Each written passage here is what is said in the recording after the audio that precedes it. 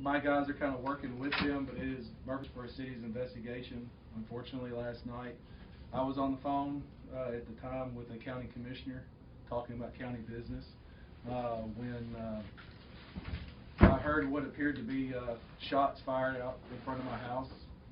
I fell to the ground and realized what was going on and called my wife, told her to get the kids upstairs.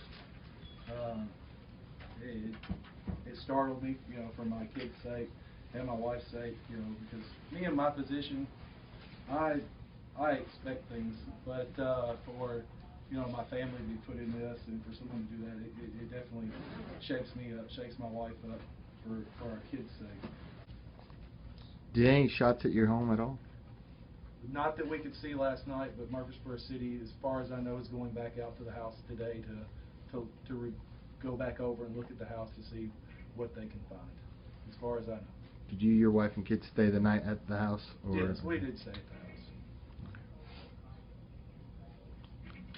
Are they upping the patrols around your neighborhood? I know that we at the sheriff's office have,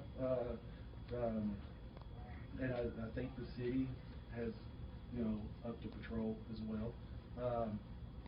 Right now, there's been a deputy pretty much stationed at my house, and I'm going to review that today with my staff at staff meeting about, whenever my wife and kids are at home, there may be a deputy permanently stationed there. I'm going to talk with them about it because, again, my wife and kids don't deserve that. Do you personally have could think of any motive of why anybody would shoot shots outside your house? I don't know why, other than me being in my position, the chief law enforcement officer of the county. I try to do the best job I can each and every day. You do make people mad when you do your job. So that's the only thing I could think of is, just me in my position as a whole. Hey, Sheriff, were all the casings found in front of your house or just scattered up and down that street? You can see, y'all probably have been out there, you can see where the city of Murfreesboro spray painted on the ground where those casings were. So, you can see kind of a trail actually. Other people? There's always a concern in any community of anybody doing anything at any time. So, do I feel that they did this because of where I live? I think that's it. I don't think of it being anywhere else. I mean, anybody can do anything at any time. Have you given any thought to just kind of the that kind of a headline, how it looks nationally? I mean, we've seen a lot of instances where people in law enforcement have been specifically targeted at violence. Well, that's actually what I thought about. Once I kind of figured everything out, with everything since it happened since the Super Bowl, and with law enforcement as a whole, I mean, I think we've lost 5 to 7 officers, 5 deputies, sheriffs, since Sunday's Super Bowl. That's what I'm thinking. Here's another target on law enforcement.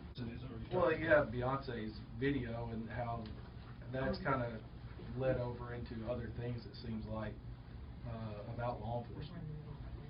Have you given any, have you spoken to deputies, other people in the sheriff's department, other people in law enforcement about perhaps being more vigilant right now? We're always vigilant. We have to be that way all the time, any time. Whenever you put on this uniform, we all know as soon as you put this uniform on every day, you're a target. Unfortunately for this incident, me being in my position and a law enforcement officer, I'm just a bigger target as an elected official and the chief law enforcement officer of the county. How often do you receive any threats, or have you received any threats? I haven't received any in a while. I get them. We get them here at the sheriff's office every so often, and we'll try to up our patrols and up. I always try to be vigilant about my surroundings whenever I go out and I'm talking in the community.